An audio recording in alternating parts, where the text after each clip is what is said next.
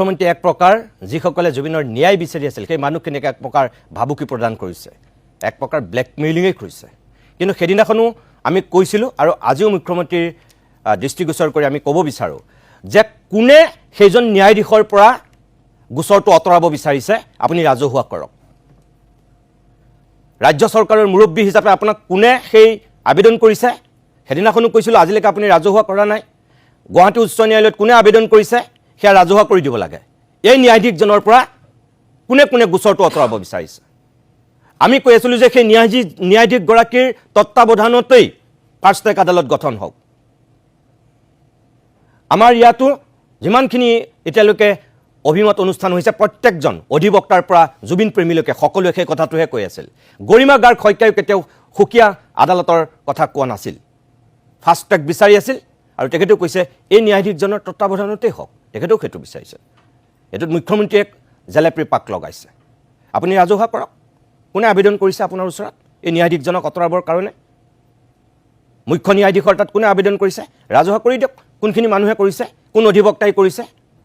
ৰাজহুৱা কৰি দিলে আমি গম পাম সেই ষড়যন্ত্ৰকাৰীসকল কোন অসমৰ মানুহে জানিব লাগে সঁচাকৈ যদি তেনেকুৱা কোনোবাই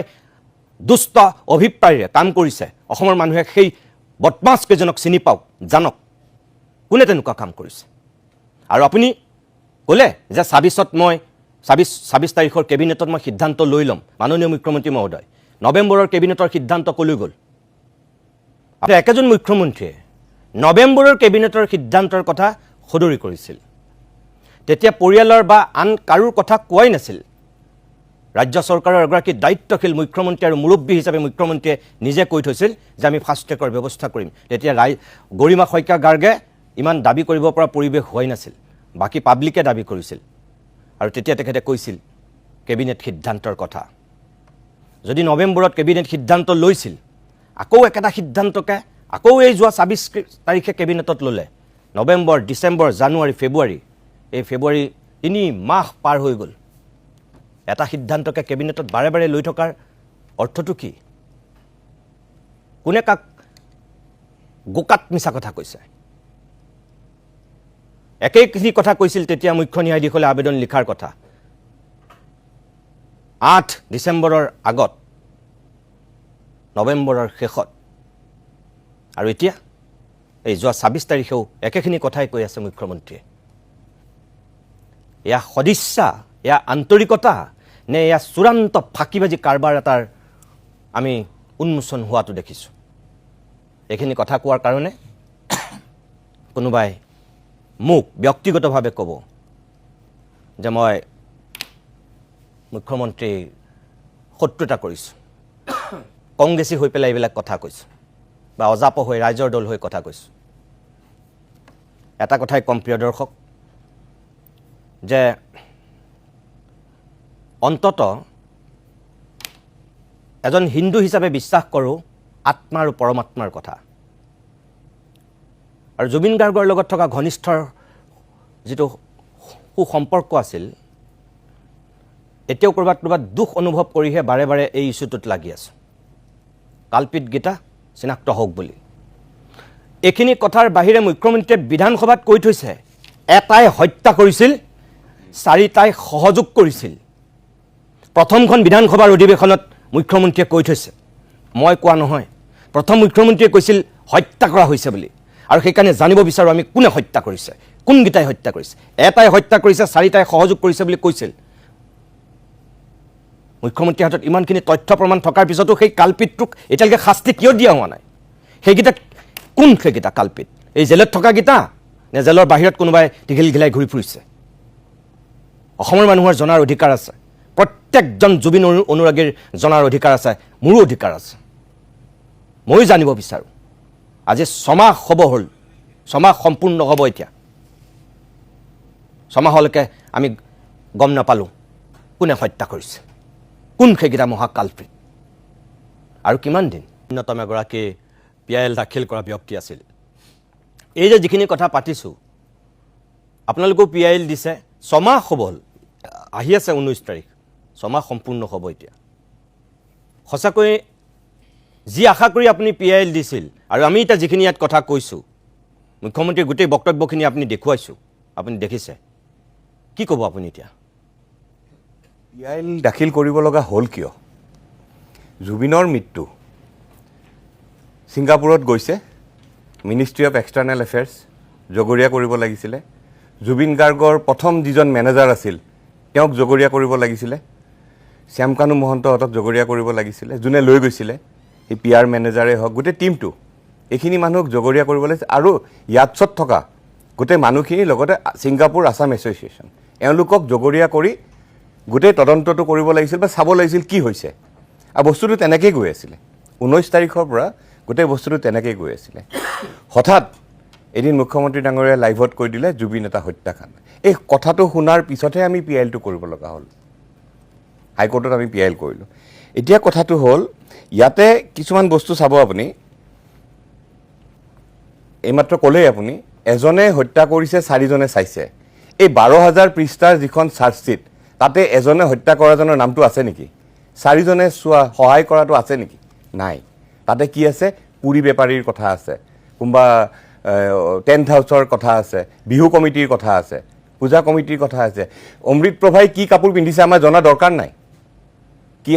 ইনাৰ কি পিন্ধিছে আমাৰ জনাৰ দৰকাৰ নাই সেইবিলাক লিখা আছে চাৰ্জশ্বীটখনত আমাৰ সেইবিলাক জনাৰ কোনো দৰকাৰ নাই আমাক লাগে এজনে হত্যা কৰিছে 4জনে সহায় কৰিছে এই 4-5জনৰ নাম কিন্তু চাৰ্জশ্বীটখনত নাই নোলায় দ্বিতীয় কথাটো হ'ল ফাষ্ট ট্ৰেক কোৰ্টৰ কথা আমি কৈ আছোঁ ফাষ্ট ট্ৰেক কোৰ্ট নবনাওঁতেই এজনৰ বেংকৰ একাউণ্ট খোলা গ'ল এজনৰ কোম্পানী খোলা গ'ল ফাষ্ট ট্ৰেক যদি কোৰ্ট খোলে লগালগ গোটেইবিলাকে বেল পাই যাব কাৰণ কিয় আইনে আইনৰ কাম কৰি আছে বিশ্বাস আছে মই নকওঁ সেইখিনি চবেই বেল পাই ওলাই যাব আপুনি ক'ৰবাত শুনিছে নেকি বেল উঠাই লোৱা আমি শুনিছোঁ ইমান বছৰ গোটেই জীৱনত যিমান আমি চিনেমা চালোঁ কিবা চিৰিয়েল চালোঁ সঁচা ঘটনা শুনিলোঁ নিউজত চালোঁ বেল খাৰিজ হোৱা শুনিলোঁ বেল উঠাই লোৱা আমি কোনোবা দিনা শুনিছোঁ নেকি এই উঠাই লোৱাতে অংকটো আছে কোন মানুহৰ জেলত থাকিব ইচ্ছা যায় পৃথিৱীত চাগে এই 5জনে হ'ব জেলত থাকিব ইচ্ছা কৰিছে শ্যামকানু মহন্তৰ কি নিজৰ ল'ৰা ছোৱালীৰ প্ৰতি মোহ নাই নিজৰ ঘৰখনৰ প্ৰতি মোহ নাই নিজৰ পত্নীৰ প্ৰতি মোহ নাই জামিন ল'বৰ কাৰণে কিয় নল'লে হঠাতে সলনি হৈছে এই গোটেই মই এটা বজাৰৰ খবৰ যদি মোক সোধে এই জুবিন হত্যাৰ গোটেই কাৰ্যসূচীটো 1000 কোটিৰ স্কেম 1000 কোটি চলি আছে কাৰোবাক 50 কোটি দিছে তই জেলতে থাক কাৰোবাক 20 কোটি দিছে তই জেলত থাক কাৰোবাক 2 কোটি দিছে কাৰোবাক 5 কোটি দিছে ছিংগাপুৰৰ বিলাকক দিছে এইটো সঁচাই দেই এইটো এটা বজাৰৰ খবৰ ওলাই আছে বজাৰত সময়ত সেইটো প্ৰমাণ হ'ব এই গোটেই সেইটো পইচাৰ খেল চলি আছে যে ইলেকশ্যনটো কোনোমতে পাৰ হ'ব লাগে আজি জুবিনবিহীন বিহু এজন অভিভাৱক ঢুকাই গ'ল আপুনি যিটো কথা কৈছে চবৰে ঘৰত এই সমস্যাটো হৈছে ৰাতিপুৱা উঠি গানটো শুনাৰ লগে লগে বাচ্চাটো কান্দি দিয়ে চবৰে ঘৰত ডাঙৰ সৰু চব তাতকৈ ডাঙৰ কথাটো কি জানে নাই ইনফিৰিটি কমপ্লেক্সত ভুগি আছে কিছুমান মানুহ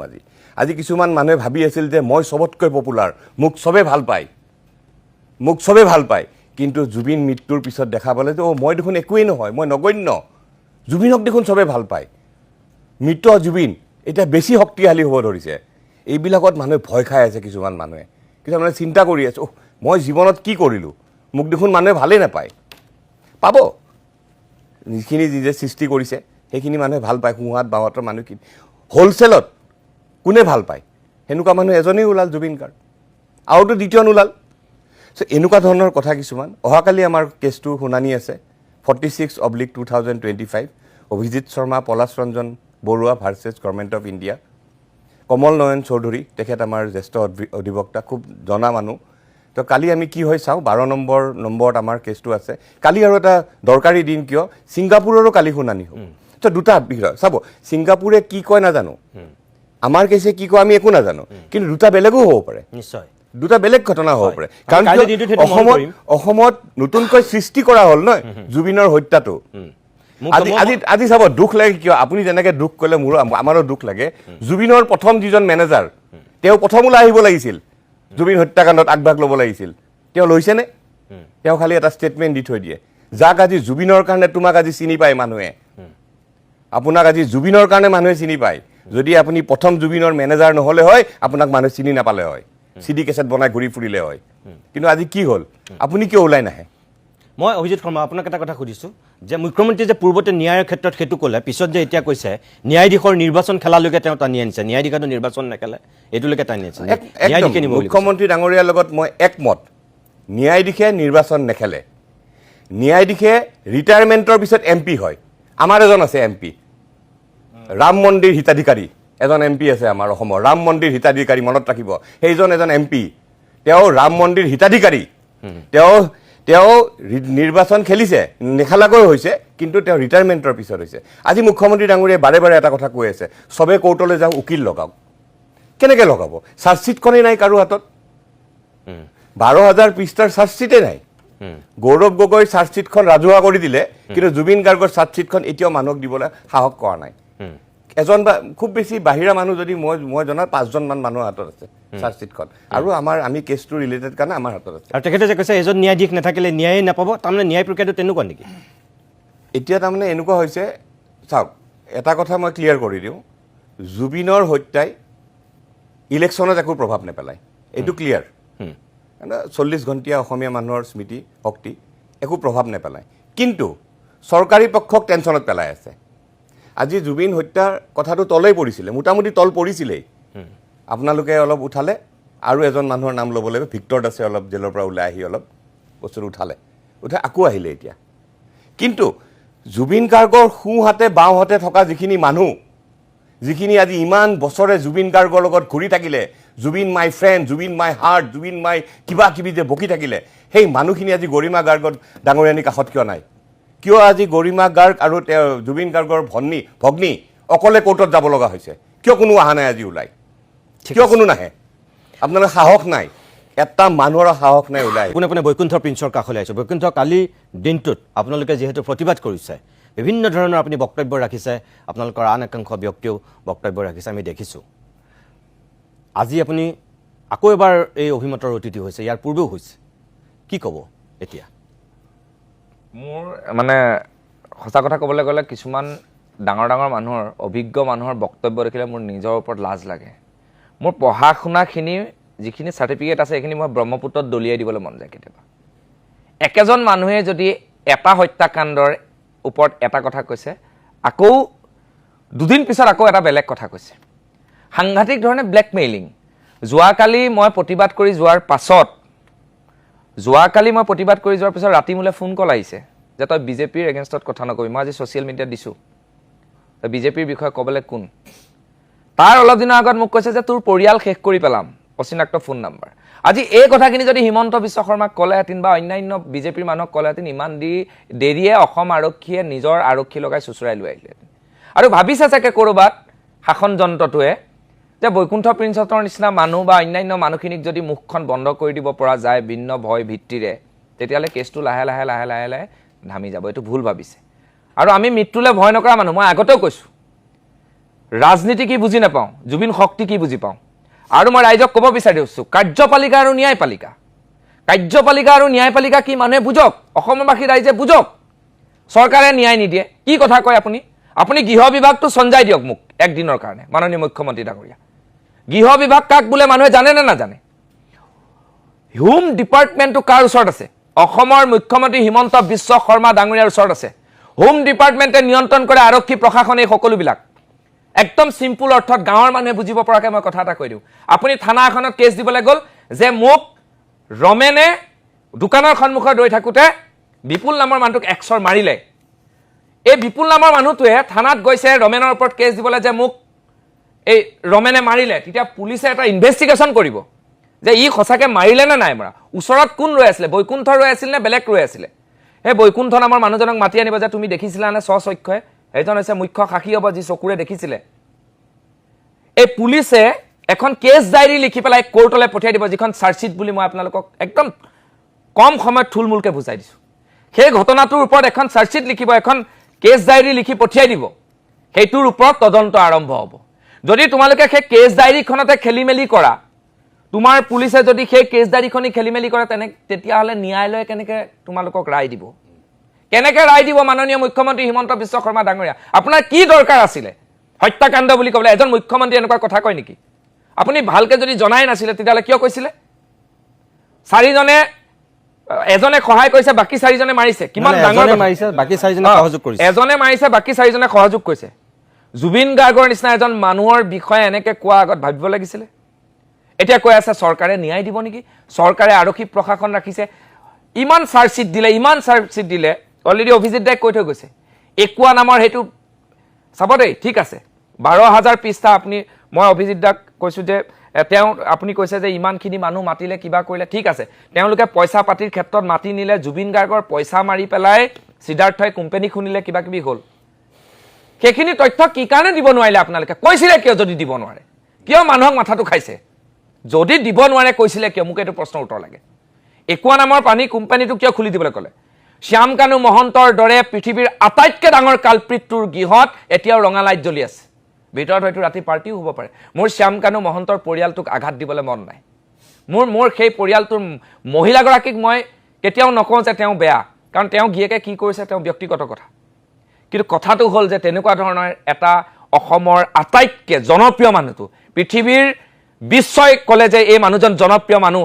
হামিঙৰ কিং ষ্টাৰ দিলে তেখেতক তেনেকুৱা এজন মানুহক মৃত্যুৰ মুখলৈ ঠেলি দিয়া মানুহজনৰ ঘৰত আজিও লাইট জ্বলি আছে এইটো কিন্তু অসমবাসী ৰাইজৰ কাৰণে পৰিতাপৰ কথা চৰকাৰখনৰ কাৰণে অতি নিৰ্লজ্জৰ কথা যে ইমান কালপ্ৰিত এটাক এনেকৈ মানে ঘৰটো এনেকৈ খুলি ৰাখিছে মই ত্ৰিদীপ মই আৰম্ভণিতে কৈছিলোঁৱেই যে তুমি এই বিষয়টোক লৈ দীৰ্ঘদিনৰ পৰা সামাজিক মাধ্যমতো লিখা মেলা কৰি আছা টেলিভিশ্যনৰ টক শ্ব'বিলাকত তুমি কৈ আছা বিভিন্ন সভা সমিতিতো তুমি উদাত্ত কণ্ঠৰে জুবিনৰ ন্যায়ৰ প্ৰসংগটো উত্থাপন কৰি আহিছা কাইলৈ অভিজিৎ শৰ্মাহঁতৰ PILৰ গোচৰটো আছে ছিংগাপুৰত শুনানি আছে আৰু এই 19 তাৰিখ আহি আছে ছমাহ সম্পূৰ্ণ হ'ব মুখ্যমন্ত্ৰীয়ে কৈছিল ন্যায় নিদিলে ভোট দিব নালাগে এতিয়া মুখ্যমন্ত্ৰীয়ে আকৌ ওলোটাকে কৈছে তুমি কি ক'বা এতিয়া প্ৰথমতে নিতুদা মই আপোনাক এইভাবেই ধন্যবাদ জনাব বিচাৰিছো এই বিষয়টোৰ ছমাহ হৈ যোৱাৰ পাছত অসমৰ আন সংবাদ মাধ্যমবোৰত এই বিষয়টোৰ যিমান চৰ্চা আমি সঘনাই হৈ থকাটো বিচাৰিছিলো সেই সঘনাই চৰ্চা হৈ থকা নাই আপুনি নিৰন্তৰভাৱে বিষয়টোৰ সৈতে লাগি আছে তাৰ বাবে মই আপোনাক ৰাজহুৱাভাৱে প্ৰথমতে ধন্যবাদ দি ল'ব বিচাৰো 24 অক্টোবৰ তাৰিখে অসমৰ মাননীয় মুখ্যমন্ত্ৰীগৰাকী শিলচৰলৈ গৈছিল শিলচৰৰ এখন ৰাজহুৱা সভাত অসমৰ সন্মানীয় মুখ্যমন্ত্ৰী ডক্টৰ হিমন্ত বিশ্ব শৰ্মাই কৈছিল যে জুবিন গাৰ্গৰ বিষয়টোক কোনোবাই যদি ৰাজনীতিৰ সীমাৰ ভিতৰলৈ আনিব খোজে তেওঁ 1000 কিলোমিটাৰ দূৰত ৰাজনীতিৰ পৰা 1000 কিলোমিটাৰ দূৰত জুবিন গাৰ্গক ৰখা উচিত আকৌ একেদিনাই সেই মানুহজনে কৈছিল যে যদি জুবিন গাৰ্গৰ নামতে অসমবাসীয়ে এইবাৰ ভোট দিয়ে তেতিয়াহ'লে ভোট কিন্তু বিজেপিকেই দিব কাৰণ বিজেপিয়ে জুবিন গাৰ্গক ন্যায় দিছে বিজেপিয়ে জুবিন গাৰ্গক ন্যায় দিব বিজেপিয়ে জুবিন গাৰ্গৰ বাবে চাৰ্জশিট দিছে আৰু বিজেপিয়ে খুব সুন্দৰভাৱে ন্যায়িক প্ৰক্ৰিয়াটো আগবঢ়াই লৈ গৈছে 24 অক্টোবৰৰ পৰা আজি আমি 12 মাৰ্চ তাৰিখে কথা পাতি আছো এতিয়া অসমৰ সন্মানীয় মুখ্যমন্ত্ৰীগৰাকীৰ প্ৰতি এইভাবেই মানুহৰ মনত প্ৰশ্ন আছে আমাৰ মনত প্ৰশ্ন আছে কাৰণ অসমৰ সন্মানীয় মুখ্যমন্ত্ৰীগৰাকীয়ে বিধানসভাৰ পবিত্ৰ মজিয়াত কৈছিল যে জুবিন গাৰ্গক হত্যা কৰা হৈছে 24 অক্টোবৰ তাৰিখে তেখেতে এই কথাটো দাবী কৰিছিল যে যদিহে বিজেপিক ভোট দিব লাগে বিজেপিয়ে জুবিন গাৰ্গক ন্যায় দিব এই একেগৰাকী মানুহৰ আপুনি যদি শেহতীয়া ষ্টেটমেণ্টবোৰ শুনে তেওঁ আকৌ কৈছে যে ন্যায়াধীশসকলে নিৰ্বাচন খেলিব নেকি চৰকাৰে কেনেকৈ ন্যায় দিব ন্যায়াধীশসকলেহে ন্যায় দিব গতিকে মই এই গোটেই বিষয়টোত আমি হিমন্ত বিশ্ব শৰ্মাৰ মাননীয় মুখ্যমন্ত্ৰীগৰাকীৰ ৰাজনীতিৰ অত বছৰে তেখেতে চলাই অহা যিটো তেখেতৰ কিটিপ তেখেতে সদায় সংবাদ মাধ্যমক এটা অন্য দৃষ্টিকোণেৰে গোটেই কথাবোৰ কৈ দিয়ে তাৰ পাছত সংবাদ মাধ্যম অন্য দৃষ্টিকোণটোৰ সৈতে ব্যস্ত হৈ থাকে এই গোটেই কথাটো আমি দেখিবলৈ পাইছো গতিকে মই নিতুদা একেবাৰে মোৰ প্ৰথম কথাটো হৈছে মই একেবাৰে আজিও মুকলিকে ক'ব খোজো এই কথাটো মই তেখেত জীয়াই থাকোঁতেও কৈছো আপোনাৰ ষ্টুডিঅ'ত তেখেত নাইকিয়া হৈ যোৱাৰ পাছতো কৈছো আৰু বেছি খোলাকে কৈছো অসমত জুবিন গাৰ্গ জন্ম হোৱাৰ বাবে আন আজিৰ তাৰিখত অসমত জীয়াই থকা প্ৰত্যেকগৰাকী ব্যক্তি অসমে আকৌ এবাৰ পাব পাৰে কিন্তু অসমে আৰু জুবিন গাৰ্গক নেপায় সেইটো বাস্তৱ সত্য অসমত এজনেই ছুপাৰষ্টাৰ সেইজন জুবিন গাৰ্গ অসমে আৰু দ্বিতীয়জন ছুপাৰষ্টাৰ আমাৰ জীৱনত আমি পাম নে নাই নেজানো এই মানুহজনৰ মৃত্যুক লৈ হাজাৰটা বিষয় আছে অসমত ৰাজনীতি কৰাৰ কাৰণে হাজাৰটা বিষয়ত ৰাজনীতি কৰি থকা মানুহবোৰে আমি যিগৰাকী ব্যক্তিক পোৱাটো আমাৰ সৌভাগ্য তেখেতক হেৰুৱাই দিয়াটো আমাৰ জাতিটোৰ দুৰ্ভাগ্য এই মানুহজনৰ মৃত্যুক লৈ এই মানুহজন নাইকিয়া হৈ যোৱাক লৈ মইতো দুটা ষ্টেটমেণ্ট তেখেতৰ পঢ়ি দিলো ইমান তুলুঙা কথা যদি ৰাজ্যখনৰ মুখ্যমন্ত্ৰীগৰাকীয়ে কৈ থাকে, মই এটা কথা নিতুদা বিশ্বাস কৰোঁ, নিৰ্বাচনী ফলাফলটো জুবিন গাৰ্গে বৰ বিশেষ প্ৰভাৱ পেলাব পাৰিব, এই কথাটো মোৰ বিৰোধী দলবোৰৰ মুখলৈ চালে মোৰ নেলাগে তেওঁলোকে বিষয়টো সিমান বেছি চিৰিয়াছলি লৈ আছেনে নাই। কিন্তু মই এটা কথা নিতুদা বিশ্বাস কৰোঁ, এই মানুহজনক আমি যদি মৃত্যুৰ পাছত এইদৰে অপমান কৰি থাকোঁ, যিটো অপমান আমাৰ সন্মানীয় মুখ্যমন্ত্ৰীগৰাকীয়ে কৰি আছে তেওঁৰ ন্যস্ত ব্যক্তিগত ৰাজনৈতিক স্বাৰ্থৰ বাবে, এই কথাবোৰ কিন্তু ইতিহাসে ক্ষমা নকৰে। 2,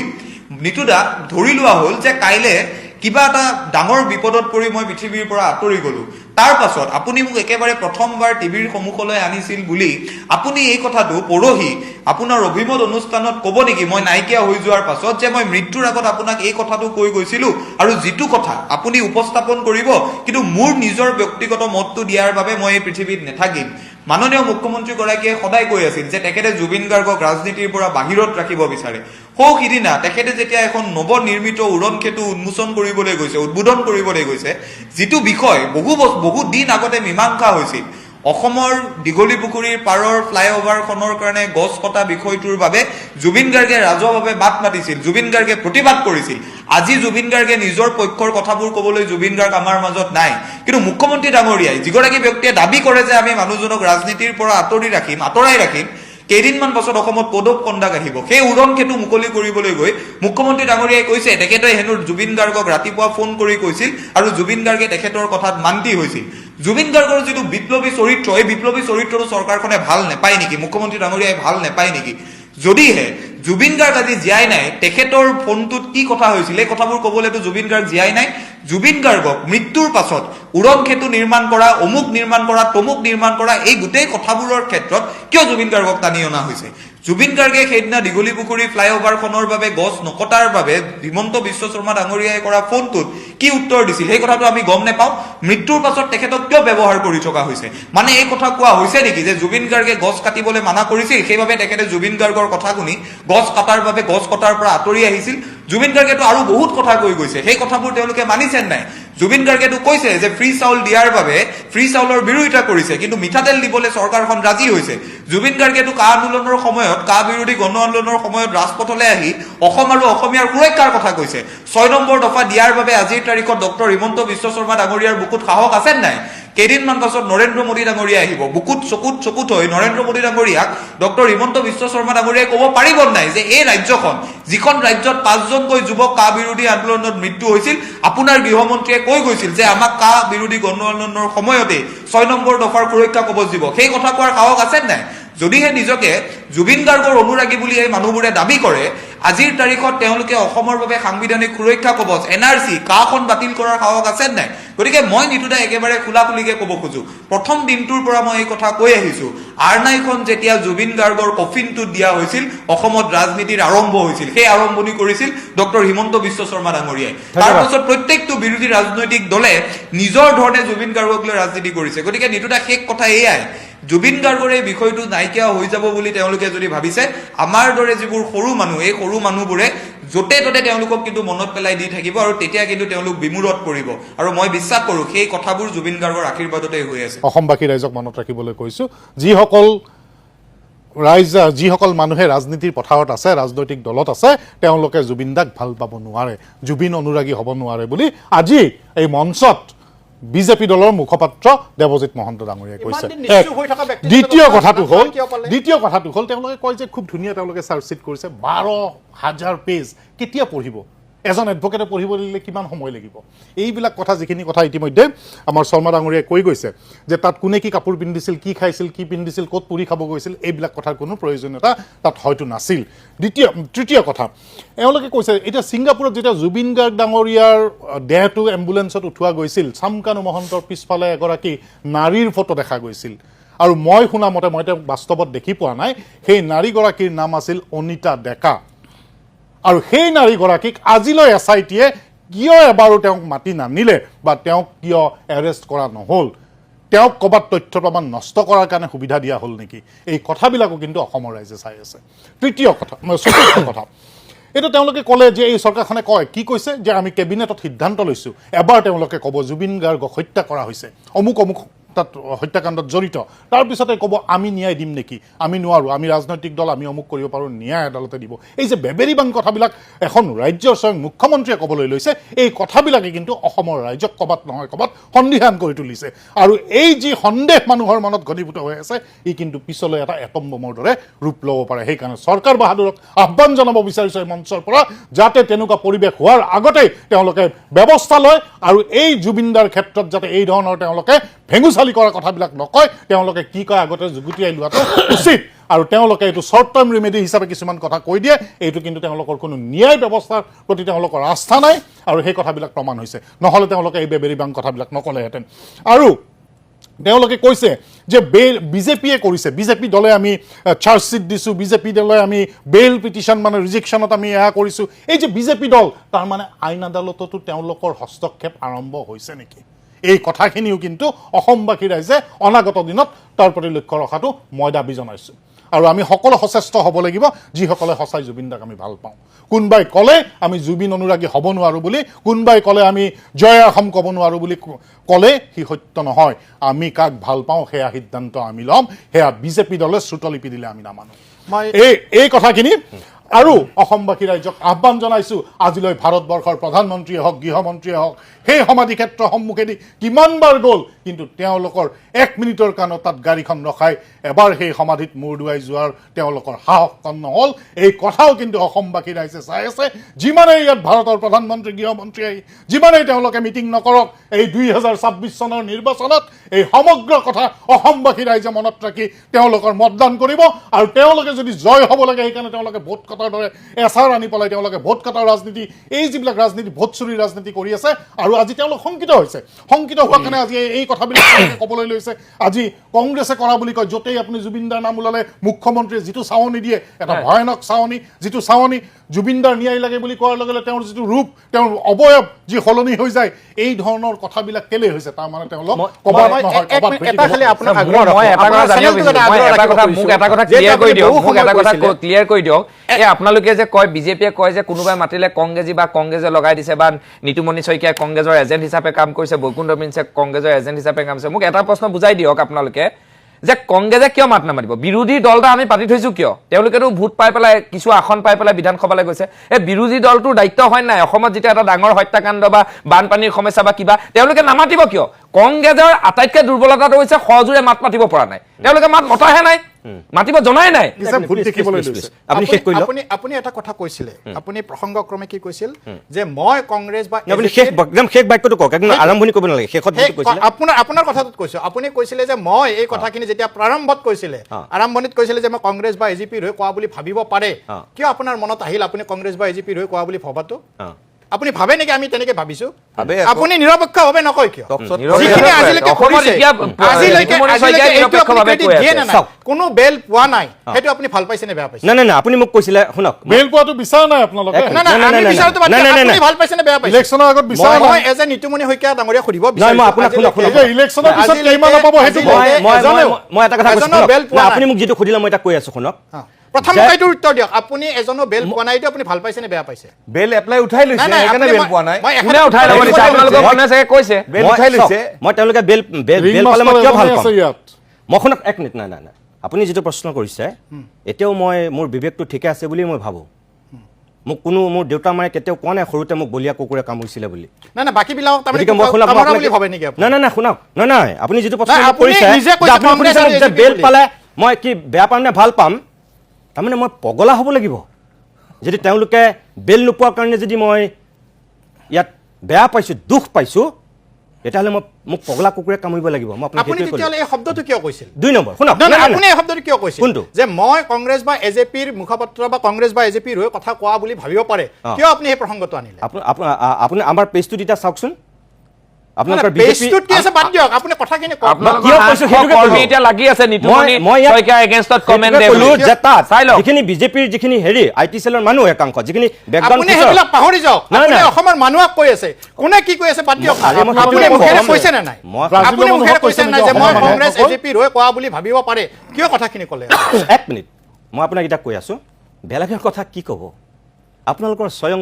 মুখ্যমন্ত্ৰীগৰাকীয়ে আমাৰ আমাৰ জয়ন্ত বৰুৱাৰ পৰা আমাৰ প্ৰতিদিনক আজি কংগ্ৰেছৰ চেনেল বুলি কয় তাৰপিছত আৰু মই কি আপোনাক প্ৰমাণ দিব লাগিব আৰু তাৰমানে সেইকাৰণে আপুনি বিজেপিৰ নীলমণি বিৰোধিতা কৰে নীলমণি চেণ্টাৰ কৃষি কেলেংকাৰী মই- ধ্বংস কৰা নাই, মই- APW সহায় আপোনাৰ কৰা মনটোত একমাত্ৰ এইটো চেনেল বিশ্বাস হয় নেকি নহয়। ডিজিটেল আন্দোলন হৈছে প্ৰতিদিন টাইমে। নহয়, নহয়, আৰু এটা কথা নাই। যি ডিজিটেল আন্দোলন হৈছে 700 কোটি তাত আপুনি কেলেংকাৰী বিশ্বাস কৰে উদঘাটন নেকি তাত কৰা ডিজিটেল চেনেলটোৱে হ'লে আন্দোলন হৈ থকা নাই?